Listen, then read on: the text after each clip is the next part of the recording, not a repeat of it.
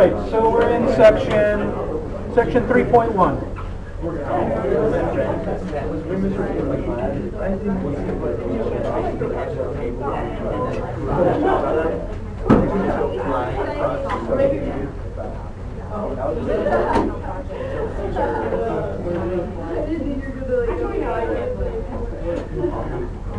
So exponential functions, chapter 3 is about exponential and logarithmic functions.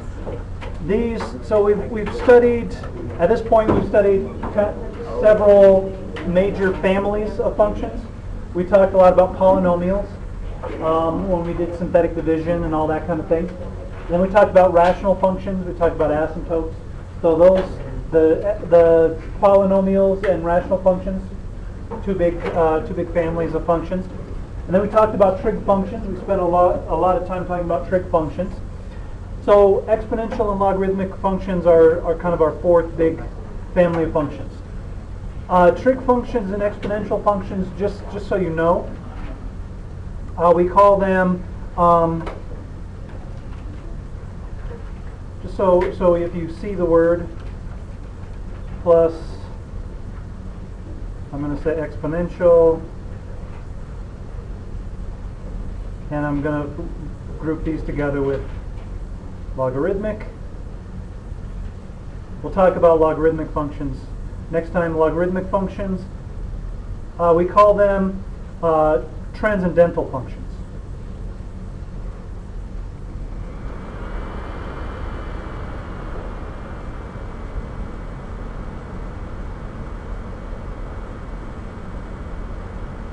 And the reason that they're called transcendental functions is because the numbers that are solutions to transcendental functions are called transcendental numbers. These numbers cannot be solutions to polynomial functions. So we can prove that the numbers that we get for solutions of polynomial functions are not the same kind of numbers that we get out of solutions of transcendental functions. So pi is a transcendental number because it's a solution to certain kinds of trig functions. And we get other kinds of numbers, similar kinds of numbers when we talk about exponential and logarithmic functions. So our trig functions and our exponential functions, we call them transcendental functions. Just so when if you hear that word, you'll know what we're talking about. The other kinds of functions and the other kinds of numbers we call algebraic. The algebraic functions and the solutions to algebraic functions are algebraic numbers. Kind of an interesting split there. So today we're going to talk about exponential functions. So exponential functions, we get a function, looks like a to the x. We call a is the base.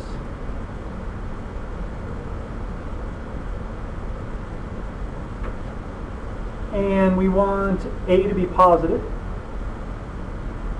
And a does not equal 1. And x is a real number. So this is a little different than the way we worked with exponents before. Before we had our variable as our base and our exponent up here. Now we have our variable as an exponent. Now why would we want, just thinking about these exponential functions, why would we want a not equal to 1? What would happen if our base was 1? It doesn't matter what power we take it to, what do we get out of it? 1. So we just get a constant function. And what if we want a to be positive? What if a were negative? What would happen to our function if our base was negative? It would go positive and negative, and a 1/2 power is the same as a square root. And when we take the square root of a negative number, what do you get? Imaginary number or a complex, you could end up with complex numbers. So we want to simplify things by saying a is positive. The first thing we're going to do is talk about what the graphs of exponential functions look like. And graphs of exponential functions are kind of nice because they all look essentially the same.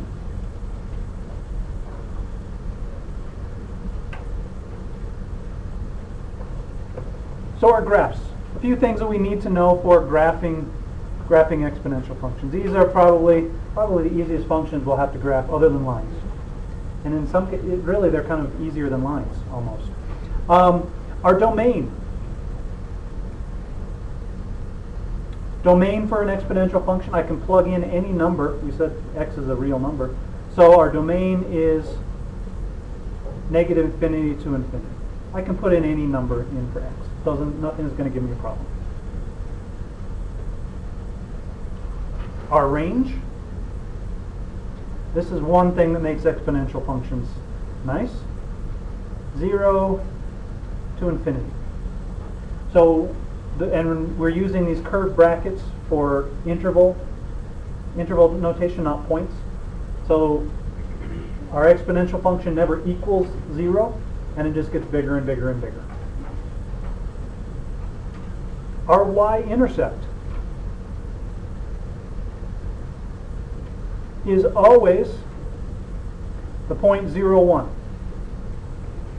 An unshifted exponential function will always have a y-intercept at 0, 1. That's one thing that makes it kind of nice.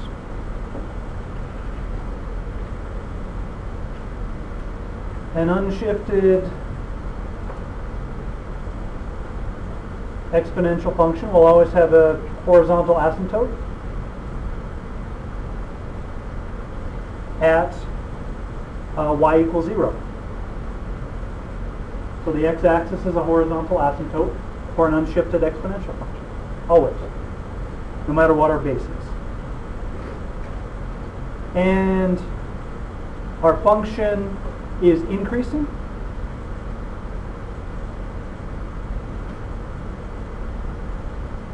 If a is greater than 1.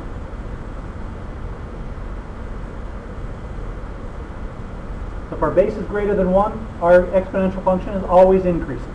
It doesn't move around, it's always increasing. And f is decreasing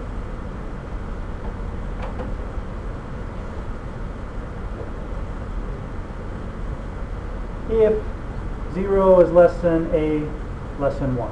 So a is a fraction.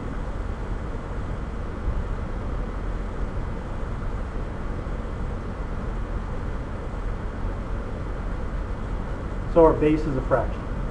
If our base is a fraction, then our exponential function is decreasing. So graphing exponential functions, given all of this, we don't have to worry about domain restrictions. We don't have to worry about, all we have to worry about is our intercept and our asymptote and whether it's increasing or decreasing. So let's take a look at a couple of quick graphs, and then we'll talk about how exponential functions shift, how they transform, and then a couple of applications. So questions so far on what we're talking about? All right. So let's say we want to graph f of x equals 2 to the x.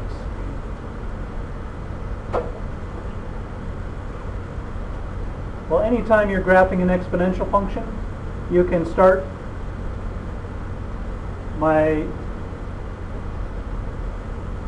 it's going to be increasing. Y equals 0 is a horizontal asymptote, so exponential functions always look more or less like this.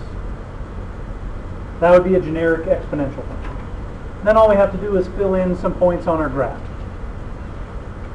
And I'm going to move this over a little bit. We know that our intercept, always if our function is unshifted, no matter what our base is, it's going to go through the point 0, 1. And then to make our graph a little more accurate, we just plug in some additional points to plot on our axes to get this kind of the scale of our graph. So if x equals -2, so we get f of -2 equals 2 to the -2. What's another way I can write 2 to the -2? You're thinking 2 to the 1/2. Negative exponent in the numerator is a positive exponent in the denominator. That's 1 over 2 squared. Equals 1/4. So I get the points -2 1/4. So if I'm over here negative 2, this point is going to be negative 2 1/4.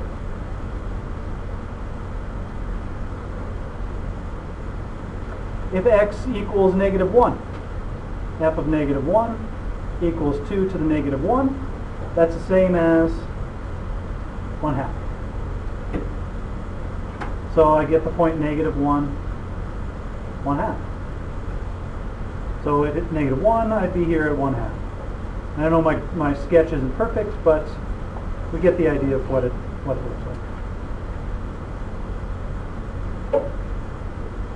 And then I can plug in, I already have 0, 1, I know that's my intercept.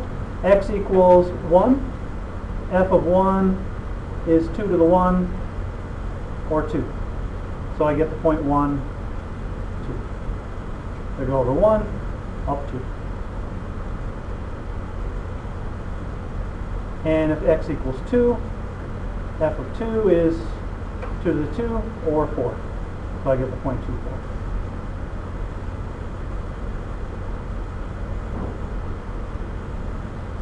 So there would be a sketch of this exponential function. And any exponential function is going to look more or less like this. And it's easy to calculate these additional points because we know how to do powers of numbers.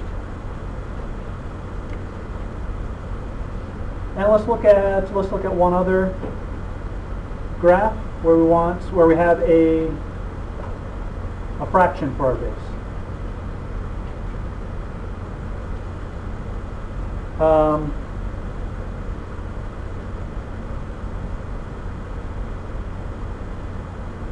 So we want to graph 2 to the negative x.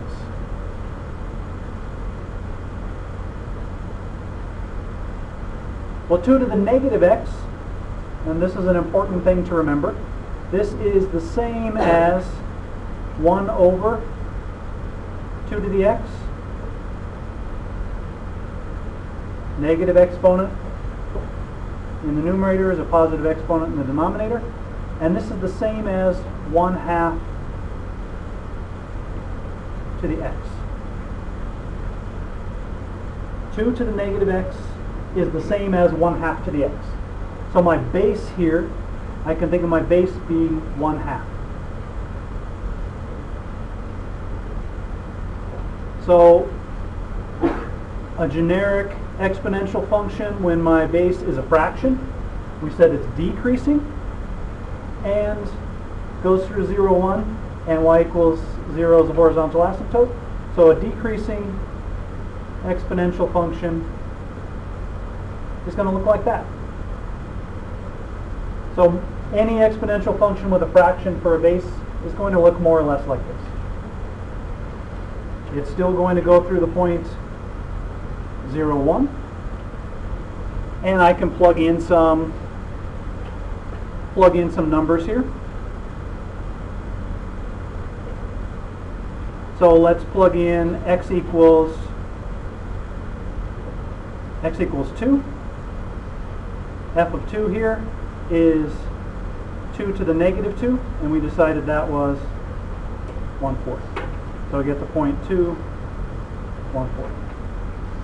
So here, there's a point 2, 1/4.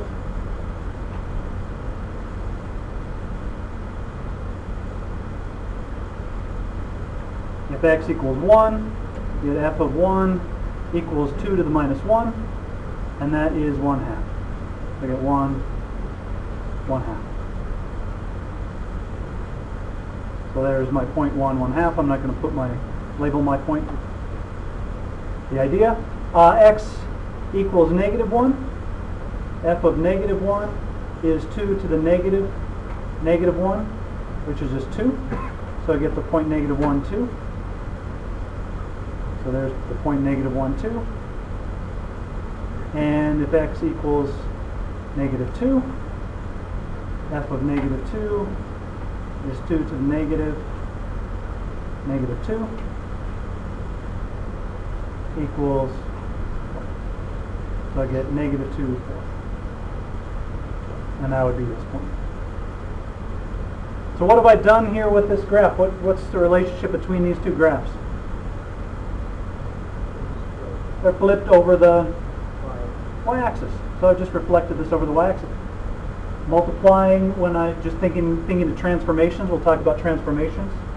If I put a minus in front of the x, that flips my graph over the y-axis.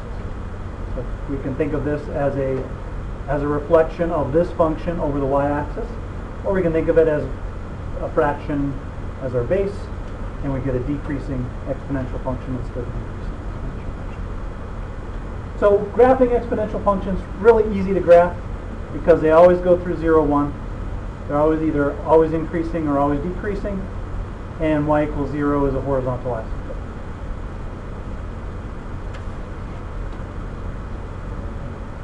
Questions on these graphs? All right. So we want to talk about how exponential functions transform, how they shift.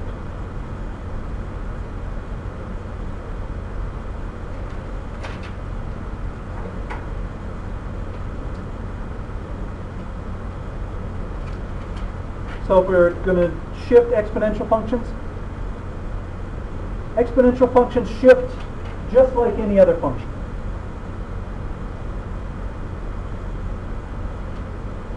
There's nothing different than any kind of shifting that we've done with any other graph. And the nice thing is,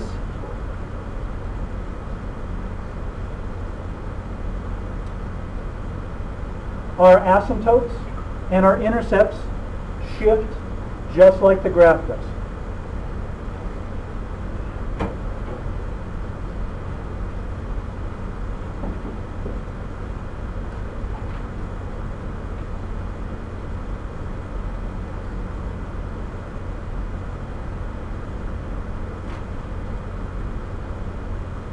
So if I'm shifting the graph to the left by 3 units, my intercept, my y-intercept is going to shift to the left by 3 units. Shifting right or left doesn't change the horizontal asymptote because it's horizontal, so I can shift it back and forth. But if we shift our graph up or down, then our horizontal asymptote would shift up or down with the graph. So the graphs look exactly the same. We shift the intercepts, we shift the asymptotes, and we're set. So I just want to take a look at a couple of example functions. I'm not going to sketch out all these graphs, but we can sketch out, if the graphs are not difficult to sketch out, we just do the same kind of process that we did before. So let's say that f of x equals 4 to the x is the parent function.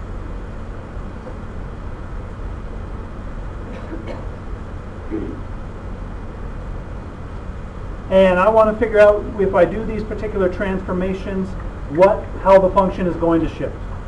So what if we have 4 to the x plus 2? What is that going to do to the function? Shift it to the left by 2. Left 2. Just like if we shifted x squared and we did x plus 2 squared, that's going to shift it left 2. Same thing. How about 4 to the x plus 2 minus 3? What's that going to do? We already figured out the x plus 2 part. Left 2, down 3.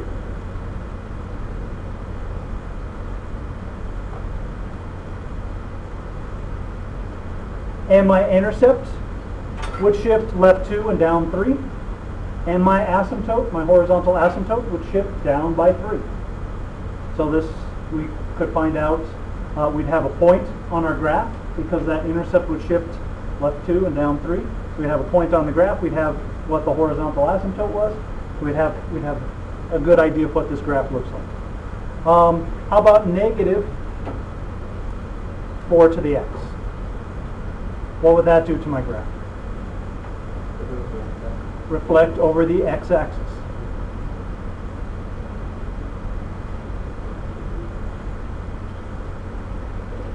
So my intercept would reflect over the x-axis. The asymptote is y equals 0, so that is the x-axis, so that would stay the same. And then we already talked about what this one looks like, 4 to the negative x. What did we decide that did? Reflect over y.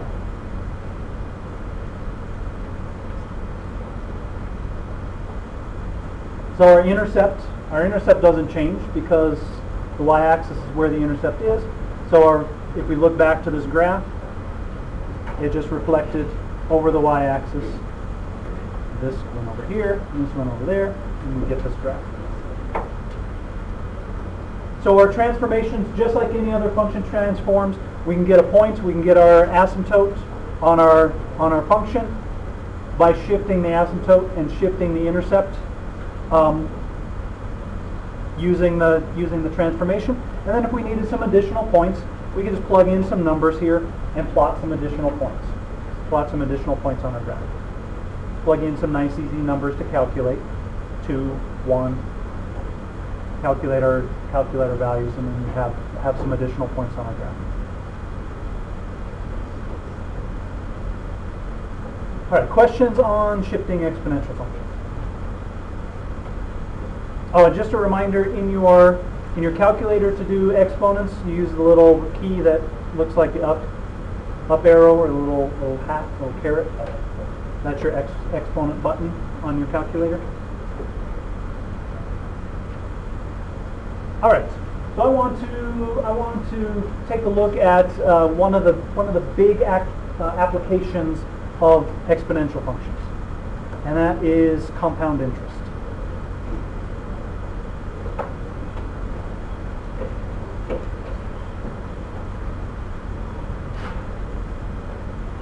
And compound interest is nice because it's something that you see a lot, something that you use, something that you will hopefully have some positive experiences with, not negative experiences with compound interest. So let's say we have some money invested. I want to come up with an equation that we're going to use for compound interest, and then we'll expand on it a little bit. Let's say we invest. Let's say P is our principal. That's what we invest.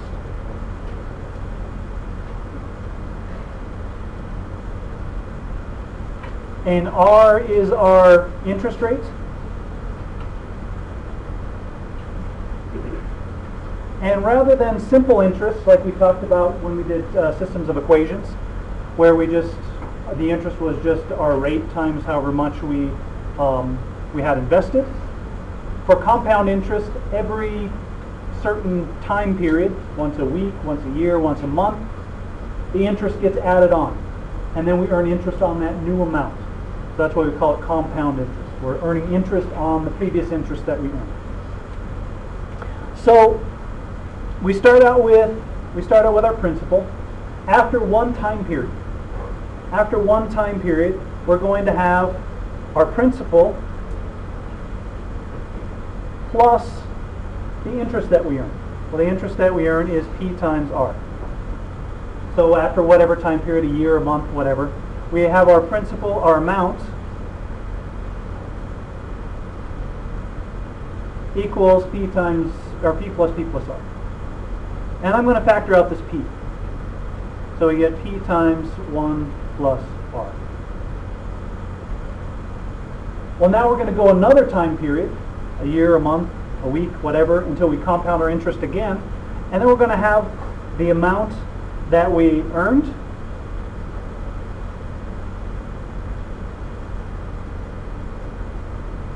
after the second time period is going to be P times 1 plus R plus the interest we earn on this money plus P times 1 plus R times our interest rate. Well, now I can factor out a P times 1 plus R from this whole thing. P times 1 plus R is common to each term. So I get P times 1 plus R. I have a 1 here and the R here. And I get P times 1 plus R squared. So after the first, yes? I factored the 1p times 1 plus r here. So when I factor it out of this term, I get the 1. And when I factor the p times 1 plus r out of this term, I get the r. Yes. When I factor out the p times 1 plus r, this, I get the 1 there. And when I factor it out of this term, I get that 1r there. Okay? So if I distribute here, I get back to here. Okay, we good? All right, so now after a third compounding period, I have what I started with here, p times 1 plus r squared, plus p times the interest that I earn here, p times 1 plus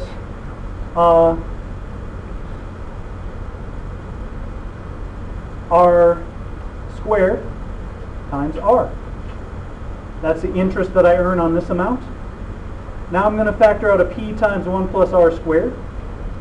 So I get p times 1 plus r squared times 1 plus r.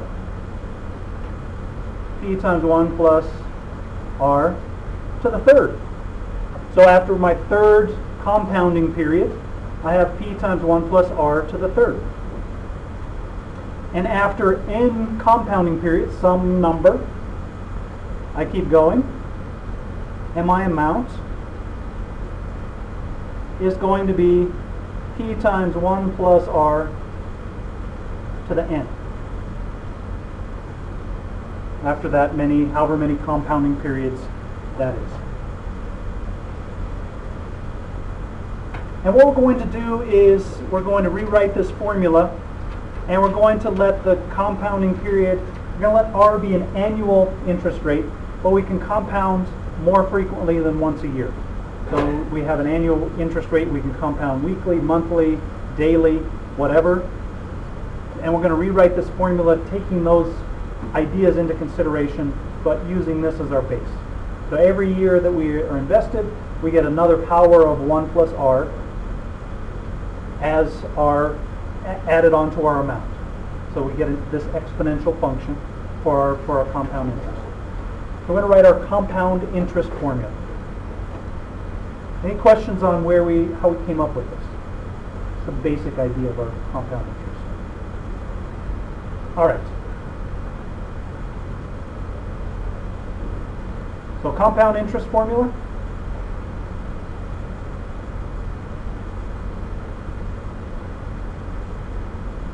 And the only difference between this and what we did before is for this formula we're allowing the compounding to happen more frequently than once per whatever period. So the amount, A, is the amount that we have.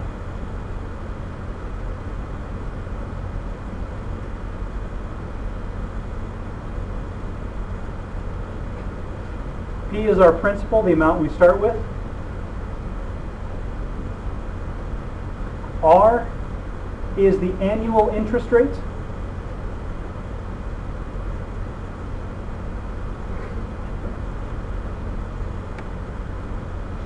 And usually we're given R as a percentage. We're going to use it in our formula as a decimal. N equals the number of compounding periods per year.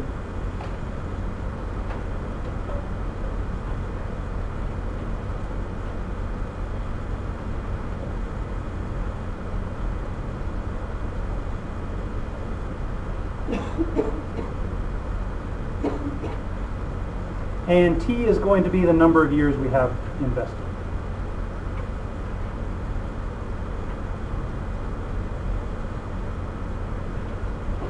So our compound interest formula tells us that our amount is P times 1 plus R over N to the NT power. And this allows for the compounding to happen more often than once a year. So what we did was if we're compounding once a year, so N would be 1, and we would get the formula we got before. This lets us compound once a month, twice a year, once a day, whatever, and we would get our amount. Our annual interest rate is written as a decimal, And this lets us calculate how much money we're going to end up with if we invest some money in an account and we compound some certain period. An interesting thing happens as we let in the number of compounding periods get very, very, very, very large. So we go from daily to hourly to minutely to every second to a tenth of a second to we're constantly compounding our interest. And we'll talk about that in just a second. So I want to do an example doing some calculations with the compound interest formula. All right, questions so far? Nothing really difficult. So we get this nice exponential function that gives us the amount that we earn on an investment. Okay, so let's look at an example. Let's say we have $5,000 and we invest it at 6% annually.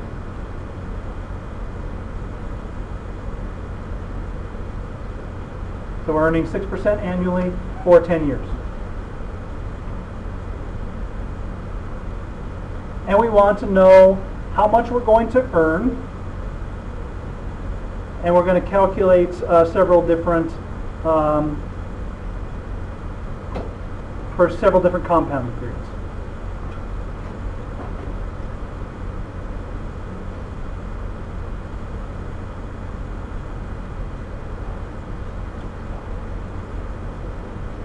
So we want to figure out how much we would earn if this is compounded annually. So what is our compounding period? What is n going to be if we're compounding annually? 1. So this is the simple formula that we started with. So our amount is going to be 5,000 times 1 plus, we're going to write our interest rate as a decimal, 0.06, and over 1, I'm just going to write that there to remind us that it's there, times 1 times 10.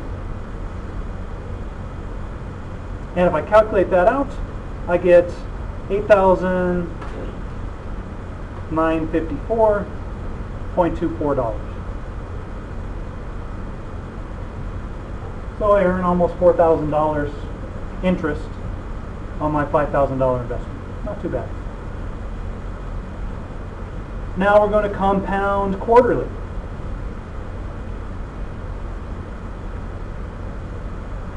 So what's n going to be if I compound quarterly? 4. So my amount, what I'm going to calculate, 5,000, 1 plus 0.06 over 4 times 4 times 10. And what I get there is 9070.09. So I get a little better return if we compound quarterly.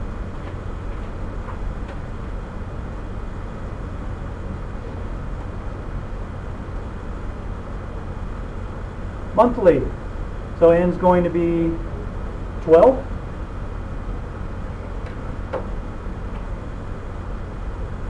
One plus 0.06 over 12, and I'm going to do 12 times 10. When I calculate that out, I get 9096.98. So going up a little bit, but not a whole lot, from quarterly to monthly. And then daily. So n is going to be 365. So I could do 5,000 times 1 plus 0.06 over 365 times 365, or to the 365 times 10 power. And I calculate that out, and I get 9110.14. So a little bit more money if we compound daily. Before we move on, if I said, how often would I be compounding if I said we were compounding semi-annually? Twice a year. Semi-annually means twice a year. Biannually means every other year. So sometimes those come up and it's easy to get the semi-annually is twice a year. Biannually is every 2 years. If we continue this process and we let our compounding period we get more and more compounding periods per year. So we could go to daily, we could go to hourly, we could go to minutely, we could go to every second. What happens is this number, this fraction, 1 plus r over n to the nt power, we reach a certain limit. It only gets so large as our compounding period gets very, very large. And this number, what we get is 1 plus 1 over x to the x power. As x gets very large, as x approaches infinity, equals a special number called e, which is 2.7182 to ... E is like pi. It's a number that continues on forever. It never repeats. It's a special constant that shows up in a lot of different contexts. It originally came up in compound interest. It was discovered calculating compound interest. So as I let my compounding period get more and more frequent, I get this limit, and as this gets very, very large, this thing, 1 plus 1 over x to the x power, what I get here, gets really, really close to this number e. So if I compound my interest continuously, so there's no pause between the compounding periods, so we get what we call continuous compounding.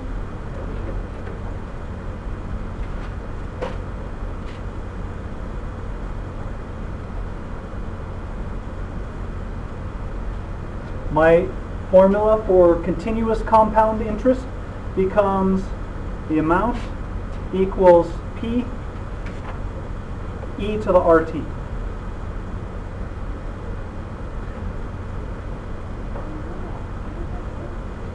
Where e is this special constant 2.7182 ... continue forever. On your calculator you have a button that says e to the x. So that's what you would use to calculate continuous compound interest. So continuous compound interest happens when you let the number of compounding periods increase, and essentially become infinite. It's compounding, it's non-stop compounding. So if we were to calculate our amount for continuously compounded interest, I would get, for this example, the amount equals 5,000 e to the 0.06 times 10. And when I calculate that out, I get 9110.59. So a little bit better than daily compounding, but not a whole lot. So we have our compound interest formula for a certain number of discrete compounding periods. That's what we used here. And if we have continuously compounded interest, then we use this formula P e to the RT. Because this quantity, as x gets very, very, very large, this quantity becomes our constant e. E will show up in lots and lots and lots of places. It's kind of like pi. It's kind of surprising where e shows up in math, in science, in engineering, in lots of different places. And I mentioned kind of in passing when we talked about complex numbers, and we did complex numbers, trigonometric form and complex numbers. There's a relationship between complex numbers, sine and cosine, and this constant e. And it's kind of a cool relationship. All right, questions on compound interest, one of our main applications of exponential functions. All right, a couple of other places where you'll see exponential functions: population growth, radioactive decay. Those turn out to be exponential functions, and we'll talk about those a little later. Those are really the main ones: compound interest and population growth. Population growth and radioactivity are kind of related. All right.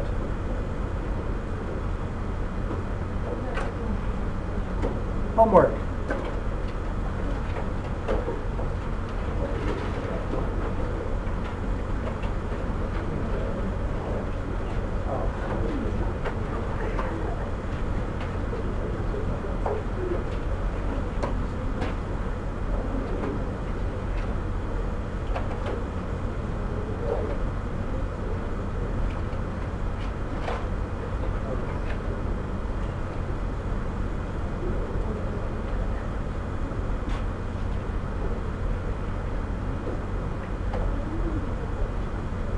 And 81 through 84, you should do without your calculator. Those are not you should be able to do those without your calculator.